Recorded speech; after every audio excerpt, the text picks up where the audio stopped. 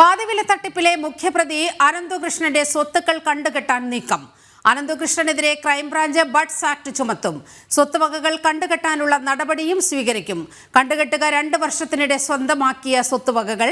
അതേസമയം തട്ടിപ്പിൽ കൂടുതൽ പേരിലേക്ക് ED അന്വേഷണം പുരോഗമിക്കുകയാണ്. വിവരങ്ങളുമായി ജിജീഷ് കരുണാകരൻ ചേരുന്നു. ജിജീഷ്, ED കടുത്ത നടപടികളുമായി മുന്നോട്ട് പോകുകയാണ്. അനന്തകൃഷ്ണന്റെ സ്വത്ത് കണ്ടുകെട്ടാനുള്ള നീക്കം ക്രൈംബ്രാഞ്ച് ആരംഭിക്കുന്നു. ഒപ്പം തന്നെ EDയുടെ അന്വേഷണം വരുന്നത് കൂടുതൽ പേരിലേക്ക് കൂടി അന്വേഷണം എത്തുന്ന ഒരു സാഹചര്യവുമുണ്ട്. വിവരങ്ങൾ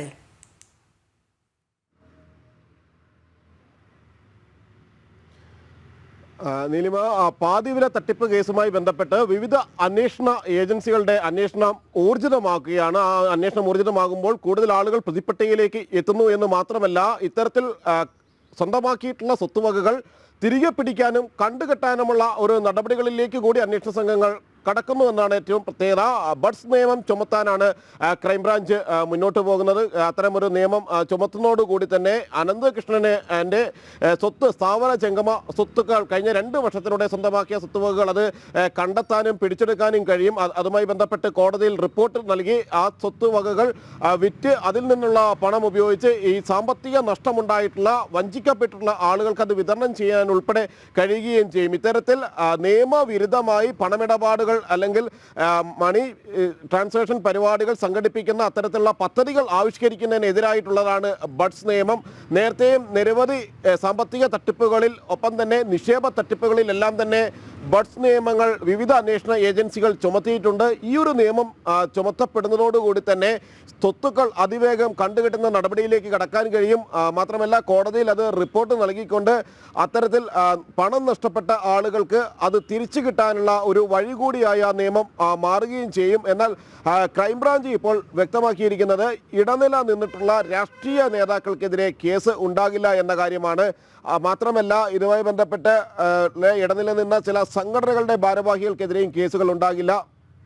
അവരെ ഇതിൽ സാക്ഷികളാക്കിയായിരിക്കും മുന്നോട്ട് പോവുക എന്ന ഒരു കാര്യമാണ് ക്രൈംബ്രാഞ്ച് ചൂണ്ടിക്കാണിക്കുന്നത്. എന്നാൽ അതേസമയം തന്നെയാണ് എൻഫോഴ്സ്മെന്റ് ഡയറക്ടറേറ്റിന്റെ അന്വേഷണവുമായി ബന്ധപ്പെട്ട് കൂടുതൽ നടപടികളിലേക്ക് അന്വേഷണ സംഘം ECI രജിസ്റ്റർ ചെയ്തതിനു ശേഷം തുടർ നടപടികളിലേക്ക് അന്വേഷണ സംഘം കടന്നിരിക്കുന്നത്. അതിലേറ്റവും പ്രധാനമെന്ന് പറയുന്നത് അനന്തകൃഷ്ണന് പുറമെ കൂടുതൽ ആളുകൾ ഈ പ്രതിപ്പട്ടികയിലേക്ക് വരും. കാരണം നിലവിൽ ക്രൈംബ്രാഞ്ച് തന്നെ വ്യക്തമാക്കിയിട്ടുണ്ട്, ഇടനില നിന്ന രാഷ്ട്രീയക്കാർ ഇതിൽ പ്രതികളാകില്ല.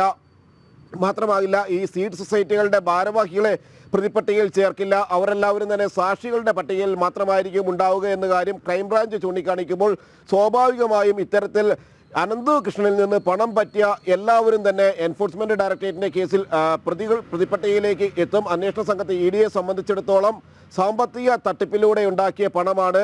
നിരവധി ആളുകളിൽ നിന്ന് 60,000-വും 65,000 രൂപയെല്ലാം തന്നെ പകുതി വിലയ്ക്ക് ഇരുചക്ര വാഹനം നൽകാമെന്ന് പറഞ്ഞുകൊണ്ട് പണം പിരിച്ച് കോടികൾ സ്വന്തമാക്കുകയായിരുന്നു. അങ്ങനെ അത് അനന്തകൃഷ്ണന്റെ അക്കൗണ്ടിൽ എത്തുന്നതോടുകൂടി നിയമവിരുദ്ധ പണം അല്ലെങ്കിൽ അനധികൃതമായി ഉണ്ടാക്കിയ പണം കള്ളപ്പണമായി മാറുന്നു. ആ പണമാണ് അനന്തകൃഷ്ണൻ വിവിധ രാഷ്ട്രീയ നേതാക്കൾക്ക് ചില ഒപ്പം തന്നെ മറ്റു ആളുകൾക്കുമെല്ലാം തന്നെ നൽകി എന്ന ഒരു മൊഴി നൽകിയിട്ടുള്ളത്. പലതരത്തിൽ വിവിധ ജനപ്രതിനിധികളടക്കമുള്ള ആളുകളിലേക്ക് ആ പണം പോയോ എന്നത് സംബന്ധിച്ചുള്ള വിശദമായ ഒരു അന്വേഷണം എൻഫോഴ്സ്മെന്റ് ഡയറക്ടറേറ്റിന്റെ ഭാഗത്തു നിന്ന് ഉണ്ടാകും. അങ്ങനെയെങ്കിൽ ഈ പണം കൈപ്പറ്റിയിട്ടുള്ള ആളുകൾ അനന്തകൃഷ്ണനിൽ നിന്ന് ഏതെങ്കിലും തരത്തിലുള്ള സാമ്പത്തിക ഇടപാടുകൾ നടത്തുകയും അനന്തകൃഷ്ണൻ ഇത്തരത്തിൽ സമ്പാദിച്ച പണം സ്വന്തമാക്കുകയും ചെയ്ത ആളുകൾ എല്ലാവരും തന്നെ ഈ പ്രതിപ്പട്ടികയുടെ ഭാഗമായി മാറിക്കൊണ്ടുള്ള ഒരു അന്വേഷണത്തിലേക്കായിരിക്കും എൻഫോഴ്സ്മെന്റ് ഡയറക്ടറേറ്റ് കടക്കുക. മാത്രമല്ല, സ്വത്തുവകകൾ കണ്ടുകെട്ടാൻ അല്ലെങ്കിൽ ക്രൈംബ്രാഞ്ച് അത്തരം നടപടികളിലേക്ക് കടന്നില്ലെങ്കിൽ കൂടി EDയെ സംബന്ധിച്ചിടത്തോളം സ്വത്തുക്കൾ കണ്ടുകെട്ടുന്ന ഒരു ഘട്ടത്തിലേക്ക് കടക്കാൻ കഴിയും. ഈ ഒരു സാമ്പത്തിക തട്ടിപ്പിന്റെ വ്യാപ്തി വ്യക്തമാക്കിക്കൊണ്ട് ആ പണം തിരികെ പിടിക്കുന്നതിനുള്ള നടപടികളിലേക്ക് കൂടി എൻഫോഴ്സ്മെന്റ് ഡയറക്ടറേറ്റിന് കടക്കാൻ കഴിയും. മാത്രമല്ല, വലിയ തോതിലുള്ള ബിനാമി ഇടപാടുകൾ പാതിവില തട്ടിപ്പുമായി ബന്ധപ്പെട്ട് നടന്നിട്ടുണ്ട് എന്ന് തന്നെയാണ് വിവിധ അന്വേഷണ സംഘങ്ങൾ മനസ്സിലാക്കിയിട്ടുള്ളത്.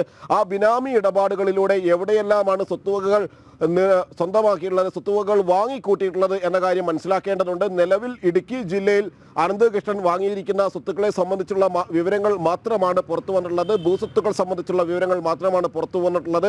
സാധാരണ നിലയിൽ ഇത്തരത്തിൽ വലിയ സാമ്പത്തിക തട്ടിപ്പുകളുടെ ഭാഗമാകുന്ന ആളുകൾ കേരളത്തിന് പുറത്തും ഏക്കർ കണക്കിന് ഭൂമി, മറ്റു സ്വത്തുക്കളെല്ലാം തന്നെ സ്വന്തമാക്കാറുണ്ട്. അത് സംബന്ധിച്ചുള്ള വിശദമായ ഒരു അന്വേഷണവും എൻഫോഴ്സ്മെന്റ് ഡയറക്ടറേറ്റിന്റെ ഭാഗത്തു നിന്ന് ഉണ്ടാകും. അങ്ങനെ പാതിവില തട്ടിപ്പുമായി ബന്ധപ്പെട്ട് ഒരു ഭാഗത്ത് ബഡ്സ് ആക്ട് ചുമത്തിക്കൊണ്ട് സ്വത്ത് വകകൾ കണ്ടുകെട്ടാനുള്ള നടപടിയിലേക്ക് ക്രൈംബ്രാഞ്ച് കടക്കുന്നു. അതേ സമയത്ത് തന്നെ കൂടുതൽ പേരെ പ്രതിപട്ടികയിൽ ഉൾപ്പെടുത്തിക്കൊണ്ട് ഇഡിയെ സംബന്ധിച്ച് അടുത്ത ഘട്ടം എന്ന് പറയുന്നത് അതാണ്. ഈ അനന്തകൃഷ്ണനിൽ നിന്നും പണം കൈപ്പറ്റിയ ആളുകളിലേക്ക് അന്വേഷണം നടക്കുകയാണ്. യഥാർത്ഥത്തിൽ ഇത് തട്ടിപ്പ് ആണെന്നറിയാതെയാണ് പലരും ഇതിൻ്റെ ഭാഗമായത് എന്നത് നമുക്ക് കാണാൻ കഴിയും. പല നേതാക്കളെ പോലും ഇത്തരത്തിൽ ഈ അനന്തകൃഷ്ണൻ ഈ വലയിലേക്ക് വലിച്ചിഴയ്ക്കുന്ന ഒരു സാഹചര്യമുണ്ടായി. ഒരുപക്ഷെ ഇത് തട്ടിപ്പാണ് എന്നറിയാതെ പലരും ഇതിൽ അകപ്പെട്ടിട്ടുണ്ട്. പക്ഷേ ബോധപൂർവം അനന്തകൃഷ്ണന്റെ കൂടെ നിന്ന് ആ പണം മുഴുവൻ എടുത്ത വിവിധ അക്കൗണ്ടുകളിലേക്കൊക്കെ ആ പണം പോയിട്ടുണ്ട് എന്നുള്ള വിവരങ്ങളൊക്കെ പുറത്തു വന്നിരുന്നല്ലോ. അത്തരം ആളുകളിലേക്ക് അന്വേഷണം വ്യാപിപ്പിക്കുന്നു എന്നല്ലേ ഈ ഘട്ടത്തിൽ നമുക്ക് മനസ്സിലാക്കേണ്ടത്?